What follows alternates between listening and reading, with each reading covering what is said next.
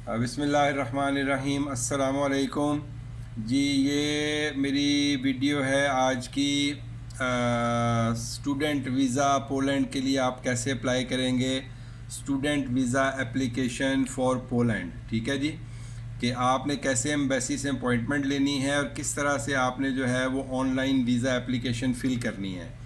तो इसके लिए हम जाते हैं उनके ऑफिशियल लिंक पे, ई कॉन्सल्ट। ई कॉन्सल्ट पे जाके आप क्लिक करें तो आपको ये पेज खुल जाएगा। ये पेज जो है मेन पेज है वीज़ा एप्लीकेशन के लिए। ठीक है जी, इसमें सबसे पहले आप कंट्री और रीजन सेलेक्ट करेंगे। तो मैं इस वक्त सऊदी अरेबिया में हूँ, मैं सऊदी अरब को सिलेक्ट कर रहा हूँ और सिटी में रियाद को सिलेक्ट कर रहा हूँ। जो लोग पाकिस्तान से अप्लाई करना चाहते हैं उनके लिए ऑप्शन आएगी पाकिस्तान और इस्लामाबाद। ठीक है जी, पहले कॉलम में आएगी पाकिस्तान और दूसरे कॉलम में आएगी इस्लामाबाद। ये हमारा जो है वो दूसरा पेज खुल गया जी, जब हमने शहर और मुल्क को एंटर किया। इसके बाद आप ये लेफ़्ट साइड वाले मेन्यू में चले जाएंगे तो दो ऑप्शन हैं आपके पास, नेशनल वीज़ा रजिस्टर फॉर्म और शेंजन वीज़ा रजिस्टर फॉर्म। तो हम नेशनल वीज़ा पे जाएंगे, स्टूडेंट वीज़ा नेशनल वीज़ा। ठीक है जी, तो नेशनल वीज़ा पे क्लिक करेंगे। नेशनल वीज़ा पे क्लिक करेंगे तो एक नया पेज खुल जाएगा। ये नीचे आपसे जो है वो मांगेगा कि आप इमेज एंटर करें। ये जी इमेज एंटर कर दिए और इमेज एंटर करने के बाद इसको कंटिन्यू कर दिया। कंटिन्यू करने के बाद अब जो है वो आपसे पूछ रहा है नेक्स्ट पेज के ऊपर आपको कौन सी सर्विस चाहिए, सर्विस टाइप। तो सर्विस टाइप में जाके है जी national visa others and national visa students. तो आपने नेशनल वीज़ा स्टूडेंट को सिलेक्ट करना है और उसके बाद जो है ये विंडो आपको ले जाएगी डेट ऑफ अपॉइंटमेंट की तरफ। ठीक है जी, आप उसको क्लिक करेंगे तो डेट ऑफ अपॉइंटमेंट इसमें मुख्तलिफ डेट आ रही हैं, 15/7, 19/7, 20/7, 21/7 और 22/7। तो चलें इसमें जो है वो मैं 22/7 जो है वो सिलेक्ट करता हूँ कि मुझे 22/7 की डेट चाहिए और फिर मैं क्लिक करता हूँ मेक रिजर्वेशन के ऊपर। मेक रिजर्वेशन पे क्लिक कर दिया तो ये विंडो खुल गई जिसमें हमने सारी एंट्रीज़ करनी है। तो first of all surname, surname Khan और first name Hasan. Date of birth, date of birth में आपने पहले ईयर फिर मंथ और फिर जो है वो डेट लिखनी है। तो 2000-04-01। प्लेस ऑफ बर्थ जी लाहौर। कंट्री ऑफ बर्थ इसमें आपने सेलेक्ट कर लेना है पाकिस्तान। उसके बाद जी नेक्स्ट कॉलम में आ जाएं तो current nationality, nationality is Pakistan. उसके बाद जेंडर में आ जाएं, मेल या फीमेल जो भी है। उसके बाद आप बता देंगे कि आप सिंगल हैं या मैरिड हैं नेक्स्ट उसमें। फिर उसके बाद नेशनल आइडेंटिटी नंबर, ये इसमें आपने अपना CNIC नंबर डालना है। ठीक है, तो ये आपने CNIC नंबर डाल दिया। उसके बाद डिटेल्स हैं जी पासपोर्ट से रिलेटेड। तो आपका पासपोर्ट जो है वो ऑर्डिनरी पासपोर्ट है, ना वो डिप्लोमेटिक है, ना वो सर्विस है, ना ऑफिशियल है, स्पेशल है, वो ऑर्डिनरी पासपोर्ट है। उसके बाद आपने नंबर ऑफ़ ट्रैवल डॉक्यूमेंट जो कि पासपोर्ट नंबर है, आपने पासपोर्ट का नंबर डाल दिया AF44976। उसके बाद डेट ऑफ इशू आपने डाल दी। डेट ऑफ इशू उसी तरह आप डालेंगे, पहले ईयर फिर मंथ एंड फिर डे। तो 2018 मंथ 10 मंथ 1 और डेट 01। और वैलिड अनटिल, इसमें भी आप 5 साल की वैलिडिटी, जो भी आपकी वैलिडिटी डेट है तो 2023। उसके बाद जी 01 और 01। ठीक हो गया जी। उसके बाद इशूड बाय, इस पर आप लिख देंगे जी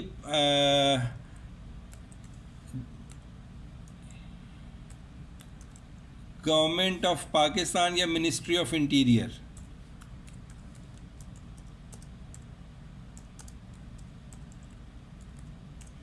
मिनिस्ट्री ऑफ इंटीरियर लिख दिया। उसके बाद नेक्स्ट आ जाएं तो नेक्स्ट कॉलम में वो आपसे पूछ रहे हैं जी, इन केस ऑफ माइनर से मुराद ये है कि अगर आप 18 साल से कम हैं, जो स्टूडेंट जाना चाह रहा है पढ़ने के लिए, अगर वो 18 साल से कम है तो फिर ये वाला जो कॉलम है फिल करेंगे। अदरवाइज़ अगर स्टूडेंट 18 साल से ज़्यादा उम्र का है तो ये कॉलम फिल करने की ज़रूरत नहीं है। तो चलें हम यही फ़र्ज़ करते हैं कि स्टूडेंट की उम्र 18 साल से ज़्यादा है, तो इस कॉलम को हम स्किप कर देते हैं। उसके बाद applicants home address country Pakistan, और उसके बाद जी स्टेट प्रोविंस पंजाब, उसके बाद प्लेस, इसमें आपने पूरा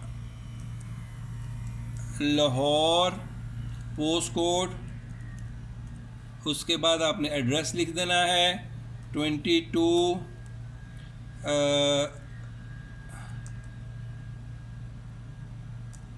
शाह आलम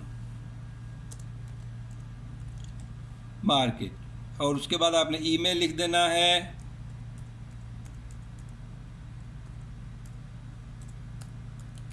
ठीक है जी, अपना ईमेल डाल दें। उसके बाद फ़ोन का कोड, फ़ोन एरिया कोड डालें।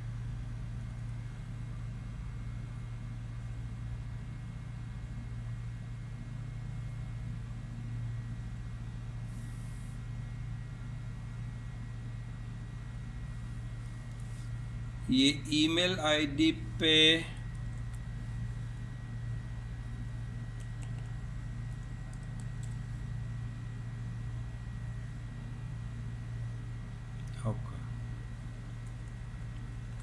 जी ईमेल आईडी पे मैंने चूँकि सारा नहीं लिखा था इसलिए वो सॉरी जी gmail.com आप पूरा लिखेंगे तो ईमेल उसने एक्सेप्ट कर लिया। कोड आपने डाल दिया 042, एरिया कोड आ गया और फ़ोन नंबर डाल दें। उसके बाद आ गया जी residence in a country other than country of current nationality. तो चूँकि मैं सऊदी अरब में रह रहा हूँ तो मैं इसको सिलेक्ट कर लेता हूँ यस। अगर आप पाकिस्तान में हैं, आपके पास कोई और नेशनैलिटी नहीं है तो फिर आप नो करेंगे। ठीक है जी, मैं इसको यस कर रहा हूँ। तो यहाँ पर मुझे डिटेल लिखनी होगी।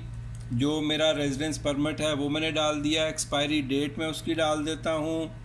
इसमें उसी तरह से पहले 2024, उसके बाद महीना और उसके बाद दिन। ठीक हो गया जी। उसके बाद आ जाएं करंट ऑक्यूपेशन, तो इसमें आप सिलेक्ट करेंगे स्टूडेंट ट्रेनी। ओके, उसके बाद आप स्कूल सिलेक्ट करेंगे और स्कूल की आपने डिटेल्स डालनी है। इसमें पाकिस्तान है, प्रोविंस पंजाब है, उसके बाद प्लेस लाहौर है, उसके बाद पोस्ट कोड डाल दें, उसके बाद आप एड्रेस डाल दें,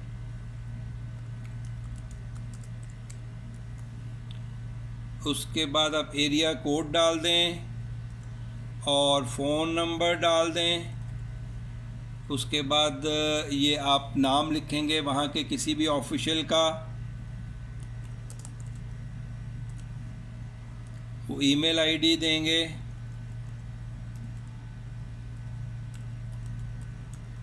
ये आपने अपने इदारे का ईमेल आईडी देना है जहाँ पर आप पढ़ते रहे हैं, और उसके बाद फैक्स और फैक्स नंबर को छोड़ दें, इसकी ज़रूरत नहीं है। Main purpose of the journey, इसमें आपने सेलेक्ट करना है स्टडी।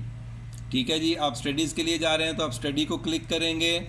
उसके बाद आप जाएंगे डिटेल रिगार्डिंग ट्रैवल। सो डेस्टिनेशन कंट्री आपका पोलैंड है, वो आ रहा है ऑटोमेटिकली, उसमें सेलेक्ट हुआ है। मेंबर स्टेट, इसमें आप इसको भी सिलेक्ट करने की ज़रूरत नहीं है, आप किसी और मेंबर स्टेट में नहीं जा रहे। Member state of first entry, इसको भी मेंशन करने की ज़रूरत नहीं, क्योंकि आप पता नहीं कहाँ से टिकट लेंगे और वो कहाँ से आपको लेके जाएगा। सो इसको खाली छोड़ दें। अच्छा, आप नंबर ऑफ़ एंट्रीज़ रिक्वेस्टेड, इसमें आप मल्टीपल एंट्रीज़ को क्लिक कीजिएगा। हमेशा मल्टीपल एंट्रीज़ को क्लिक कीजिएगा, सिंगल एंट्री को नहीं कीजिएगा। ड्यूरेशन के लिए आप 365 डेज़ लिखेंगे, और इंटेंडेड डेट ऑफ ट्रैवल, आप जिस डेट को जाना चाहते हैं फ़र्ज़ करें मैं 2020 और 10 और 01 1 सितंबर को जाना चाहता हूँ, तो इंटेंडेड डेट ऑफ डिपार्चर में जिस भी डिग्री के लिए आप जा रहे हैं, जिस ड्यूरेशन की है उसको आप कैलकुलेट करेंगे और उसके मुताबिक आप डेट ऑफ डिपार्चर डालेंगे। मिसाल के तौर पे अगर आप 2 साल की मास्टर डिग्री के लिए जा रहे हैं तो आप अक्टूबर 2020 से अक्टूबर 2022 तक, ठीक है जी, 2 साल का पीरियड आप लिखेंगे। और अगर आप जो है वो बैचलर्स डिग्री के लिए जा रहे हैं जो जनरली 3.5 साल की होती है, तो आप 3.5 साल का पीरियड डालेंगे, तो जो कि ये 2024 बनेगा। तो इसको हम 2024 और 05 और 01, ठीक है जी, ये हमने डेट ऑफ इंटेंडेड जो है वो डिपार्चर कर दिया कि मैं अपनी डिग्री ख़त्म करके जो है वो पोलैंड से जाऊंगा। उसके बाद national visa issue during past 5 years. So अगर आप पहले पोलैंड जा चुके हैं और आपके पास नेशनल वीज़ा ऑलरेडी इशू हो चुका है पहले की कभी भी, तो आप इसको यस करेंगे और साथ में उसकी डिटेल्स देंगे। अदरवाइज़ जनरली आप इसको नो करेंगे क्योंकि आपने पहले कभी वीज़ा नहीं लिया होगा। उसके बाद fingerprints collected previously for the purpose applying Shenzhen visa. आप अगर कभी भी किसी शेंजन कंट्री में गए हैं पहले और आपके जो है फिंगरप्रिंट्स लिए गए हैं, तो फिर आप इसको यस करेंगे। जब आप यस करेंगे तो आपको फर्दर डिटेल्स देनी पड़ती हैं। जनरली वो भी आपका आंसर नो में ही होगा, लेकिन अगर आप गए हैं तो फिर आप यस को सिलेक्ट करेंगे, डेफिनेटली यस को सिलेक्ट करेंगे। उसके बाद आ गया जी entry permit for the final country of destination where applicable. So इसकी ज़रूरत नहीं है। डेट ऑफ रिसीविंग पर्सन, जी डेट ऑफ रिसीविंग पर्सन में आप इसको पर्सन और कंपनी 2 ऑप्शंस हैं, आप कंपनी को सिलेक्ट करेंगे। यहाँ पर आप यूनिवर्सिटी का नाम लिखेंगे, इसमें हम यूनिवर्सिटी का नाम लिख देते हैं।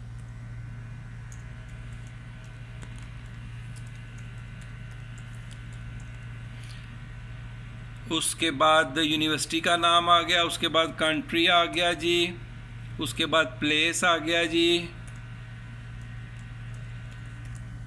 उसके बाद पोस्ट कोड आ गया, उसके बाद एरिया कोड डालेंगे आप, उसके बाद फ़ोन नंबर, और उसके बाद आप एड्रेस डालेंगे। जो भी उसका एड्रेस है वो आप देख के प्रॉपर एड्रेस डालेंगे। और उसके बाद उनका इंटरनेशनल ऑफिस का या एडमिशन ऑफिस का आप जो है वो देंगे ईमेल एड्रेस। तो यहाँ तक आपकी एप्लीकेशन मुकम्मल हो गई। Data of the person covering expenses by the applicant himself by sponsor, ठीक है जी। तो इसमें आप स्पॉन्सर पे क्लिक करेंगे और इसमें स्पॉन्सर के नीचे साथ में आप अदर को सिलेक्ट करेंगे। अदर में जाके आप जो है वो फादर या ब्रदर जो भी आपने लिखना है वो आप मेंशन कर देंगे कि आपका स्पॉन्सर कौन होगा। उसके बाद जी means of support during your stay, तो उसमें आप कैश भी कर दें, उसमें आप जो है वो एकोमोडेशन भी कर दें, और उसके बाद अदर में जाके आप जो है वो फादर भी लिख दें, ठीक है जी। और उसके बाद आ गया जी travel health insurance. Travel health insurance जो है ये आपकी 365 डेज़ के लिए वैलिड होनी चाहिए।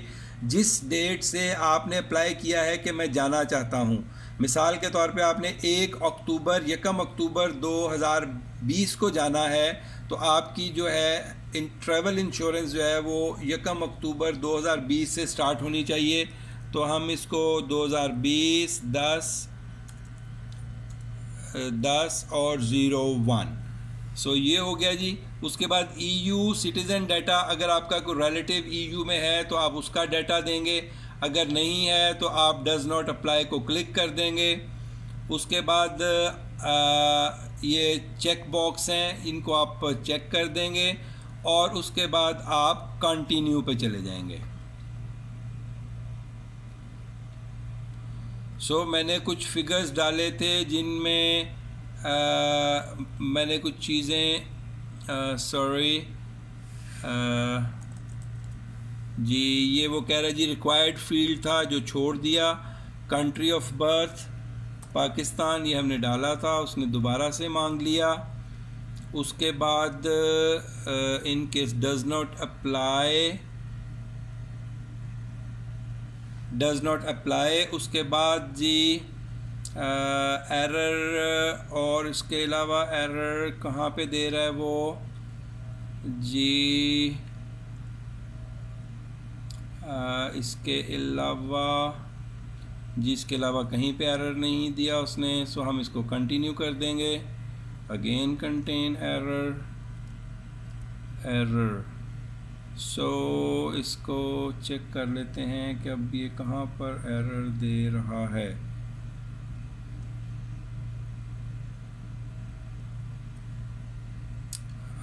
हाँ जी मेल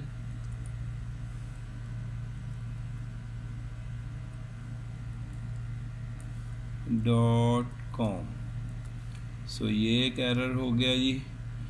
ईमेल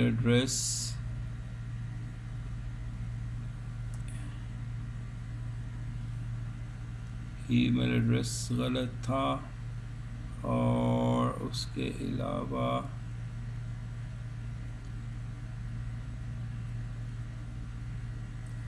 जी अब हम इसको एक चेक बॉक्स भी रह गया था ये जी, हम अब इसको कंटिन्यू कर रहे हैं। ये कंटिन्यू किया तो आपके पास समरी पेज खुल गया, ठीक है जी। समरी पेज खुलने के बाद इसको एक दफ़ा पढ़ लें। अगर आपने इसको करेक्शन करना है तो करेक्ट की ऑप्शन है, सेव करना है तो सेव की ऑप्शन है, और कैंसिल की ऑप्शन है। तो हमने करेक्ट कुछ नहीं करना, हम इसको सेव करने जा रहे हैं।